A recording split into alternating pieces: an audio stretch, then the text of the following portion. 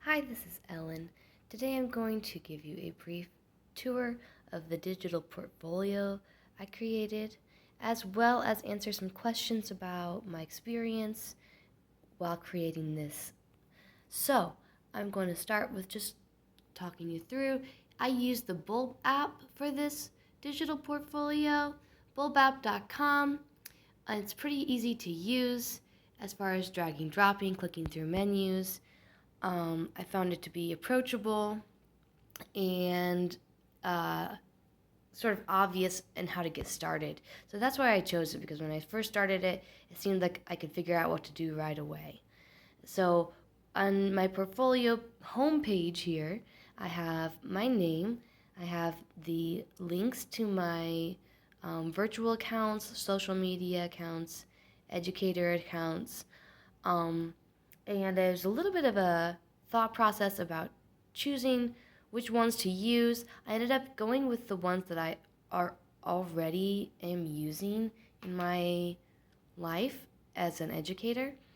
So even though these have my personal name on most of them, I mostly use them for public and professional uses, and I don't share any private information on them. So they seem like pretty good ones to post up here. I have a little blurb, a little get to know you, and as you can see here, you have the educator profile page. So here are all the pages. On the educator profile, I just posted a brief autobiography, some experiences, and then you go back to the home page pretty easily at any time by just clicking this link. So that was kind of nice. That's obvious.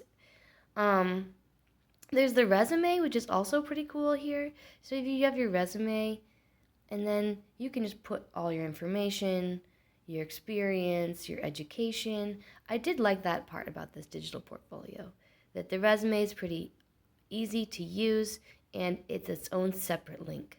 So let's go back to the portfolio. In the portfolio, there's some artifacts you have posted here.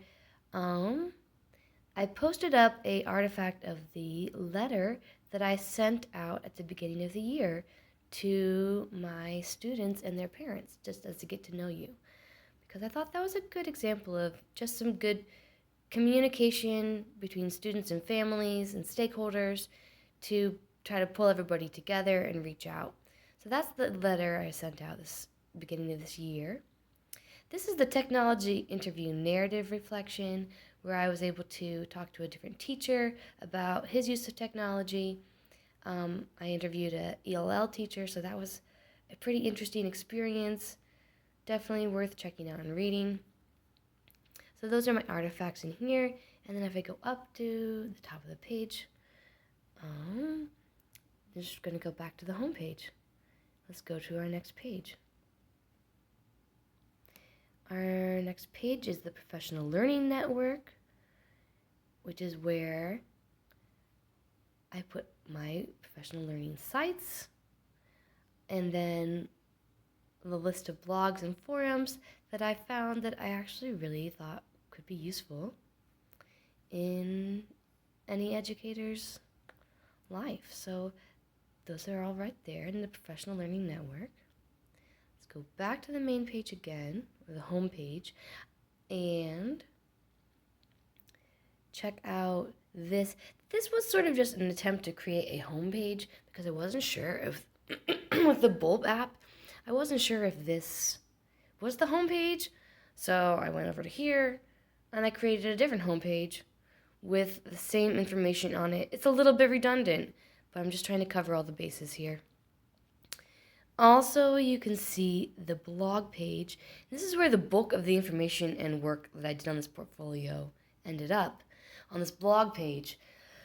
So on the blog page here, there is a article on virtual engagement, and there's an article on exploring digital tools. This is where I'll post this video, which is just an overview of the whole portfolio and the tour of that. My process for figuring out this digital portfolio was kind of a confusing one because I found it difficult to understand all the different steps that were needed to do and when to do them. So this was definitely the most difficult part of my student teaching experience, was this digital portfolio. Um, so the way I explored it was sort of just by process of elimination. You click on something, you try it out, you see if it works, and explore how to do that. There's not a lot of tutorials on the Bulb app that I was able to find. So like most digital tools, you just click different things and see what happens. There might be YouTubes on how to use Bulb better, and I could check those out in the future. That might be a way to further my success in this endeavor, because so far I've got some things that I feel like I could improve or adjust, and I am not sure exactly how to go about that. So that's areas to explore. For example, the blog page. On Bulb app, I was not able to figure out yet how to post blogs so that you have them listed up here. They all just sort of dump into the main page, and you have to scroll down to see them all. But what would be much more helpful is if you could make separate posts within the blog page. And so that's an area that I want to improve.